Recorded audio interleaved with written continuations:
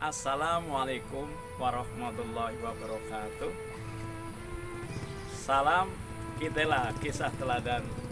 Pada hari ini insya Allah Ustadz akan berkisah tentang Nabi Hud. Siapa? Anak-anakku, kisah Nabi Hud ya. Jadi Nabi Hud alaihissalam ini adalah keturunan dari Nabi Nuh alaihissalam ya. Otomatis ya. Dari waktu Nabi Nuh itu diselamatkan oleh Allah dari banjir, itu bersama beberapa umatnya, sedikit sekali umatnya yang ikut. Nah, itu setelah sekian ratus tahun mungkin ya, pokoknya sekian lama, maka manusia mulai banyak lagi jumlahnya. Nah, Nabi Hud ini diutus ya, kepada kaum ya, satu kaum namanya kaum Ad. Kaum Ad ini juga keturunan Nabi Nuh, tetapi dia itu memiliki kehebatan anak sekalian ya, seperti anak-anakku sekalian pasti punya kehebatan-kehebatan. Setiap manusia punya kelebihan. Nah, ini kaum Ad itu hebat sekali ya, punya kehebatan itu. Yaitu apa diantaranya, dia itu mampu membangun bangunan-bangunan yang megah. Tidak hanya itu, mereka itu bertani dengan menata sawah ladangnya ya, pertaniannya itu luar biasa, sehingga hasilnya itu bagus sekali. Kemudian juga ternaknya juga sangat-sangat menyenangkan ya. Jadi makmur sekali kaum Ad ini. Tapi anak-anakku sekalian, kadang-kadang manusia itu kalau diuji oleh Allah dengan kesenangan, dengan kebaikan, dengan kehebatan dan sebagainya, kadang-kadang itu lupa diri. Dia merasa bahwa yang membuat atau memberikan semuanya itu bukan Allah ya. Ada orang seperti zaman Nabi Nuh dulu, itu ada orang yang dulunya orang baik, kemudian meninggal dunia, dibuatlah menjadi berhala, menjadi patung. Nah, itulah yang disembah oleh mereka. Nah, mereka itu, anak-anak sekalian, itu akhirnya menyembah pada patung itu karena dia orang yang baik, yang awalnya untuk perantara, lama-lama disembah patung-patung itu.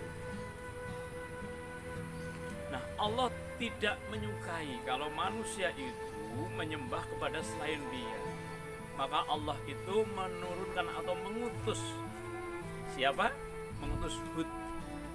Nah, anakku sekalian, kehebatan Nabi Hud di samping dia seorang nabi yang diutus oleh Allah, itu dia juga keturunan dari kaumnya ya. Itu kaumnya Hud ini adalah dia itu termasuk nasabnya adalah yang orang yang terpandang sekali, orang yang terkenal, orang yang kaya raya, itu kaumnya keturunan Nabi Hud ini. Nah, itu diutus oleh Allah supaya menyampaikan risalahnya atau menyampaikan perintah Allah Subhanahu wa taala untuk mengingatkan kaum Ad. Kaumnya Nabi Hud ini diingatkan pelan-pelan dengan cara yang baik. Kaumku, jangan menyembah kepada selain Allah. Itu patung, nggak bisa apa-apa, nggak bisa memberikan apa-apa. Tapi bagaimana? Kaumnya marah ya.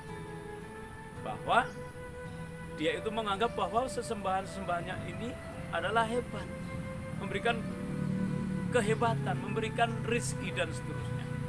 Padahal itu sama sekali tidak bisa ya. Jadi menyembah itu, anakku, adalah mengagungkan ya, menganggap hebat, menganggap yang memberikan segala sesuatu ya, kemudian mentaatinya ya, itu namanya menyembah. Takut sama dia, itu namanya menyembah. Tidak hanya beribadah seperti kalau kita tuh sholat, tidak hanya sholat saja. Nah, itu yang diagung-agungkan adalah patung-patungnya. Diingatkan terus, kaumku, kalau kalian tidak mau berhenti menyembah berhala-berhala itu, aku takut Allah itu marah. marahnya Allah nanti akan menghukum dengan azab yang sangat pedih. Itu kata Hud kepada kaumnya. Tapi kaumnya tidak sadar-sadar juga. Sampai akhirnya itu kaum Hud ini atau kaum Tsamud ini diberi hukuman sama Allah, yaitu apa? Kemarau yang sangat panjang, sehingga binatang-binatang banyak yang mati, tumbuh-tumbuhan juga seperti itu.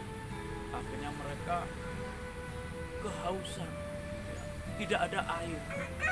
Maka mereka tetap saja menyembah kepada berhalanya, kepada patungnya, yaitu apa? Minta diturunkan hujan.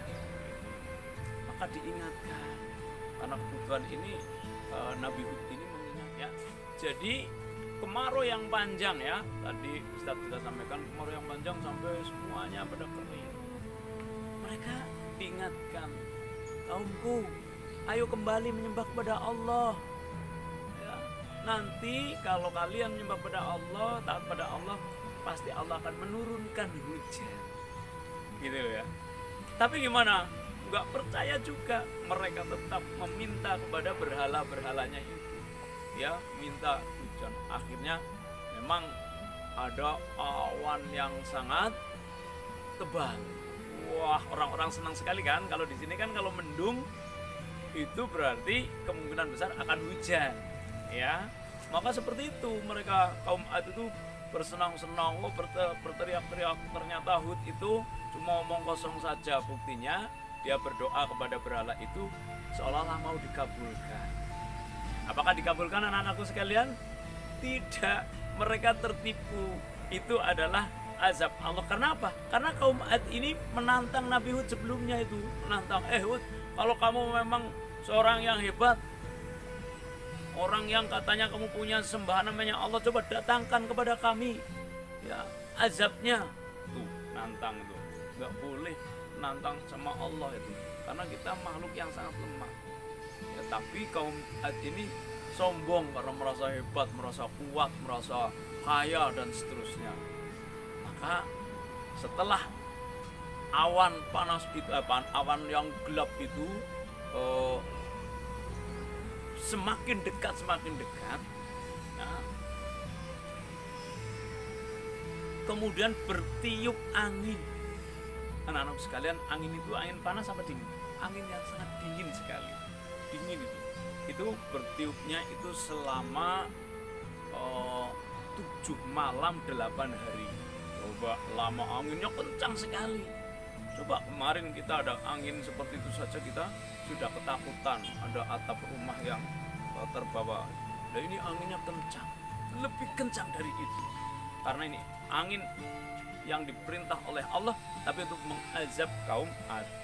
Nah, anginnya orang-orang pada menjadi ketakutan karena anginnya luar biasa. Semakin hari kedua, ketiga, terus sampai hari ke-8 anginnya semakin kencang.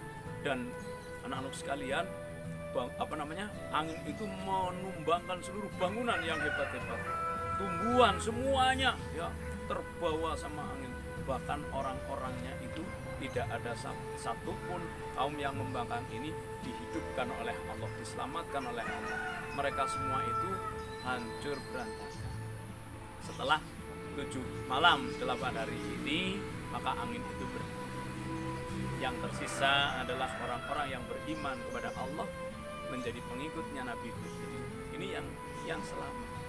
Jadi anak-anakku sekalian, kisah ini mengajarkan kepada kita supaya kita tidak boleh sombong, walaupun kita itu hebat kayak apa, pinternya kayak apa, cerdasnya kayak apa, bisa membuat apapun, kita tidak boleh sombong. Karena apa? Kita ini hanya makhluk Allah, ciptaan Allah. Semua kepintaran, kepandaian, kehebatan, kekayaan, semua itu yang ngasih siapa? Allah Subhanahu wa Ta'ala. Maka kita harus selalu mengagungkan Allah, mencintai Allah, takut kepada Allah, selalu sholat karena menyembah pada Allah, dan seterusnya. Mudah-mudahan kita akan bisa seperti itu, bisa mengambil pelajaran, sehingga kita akan menjadi hambanya Allah dan akan diterima di sisi Allah Subhanahu wa Ta'ala. Itu ditempatkan di tempat yang paling mulia sebagai orang yang bertakwa. Demikian kisah pada kali ini, mudah-mudahan ada manfaatnya. Assalamualaikum warahmatullahi wabarakatuh.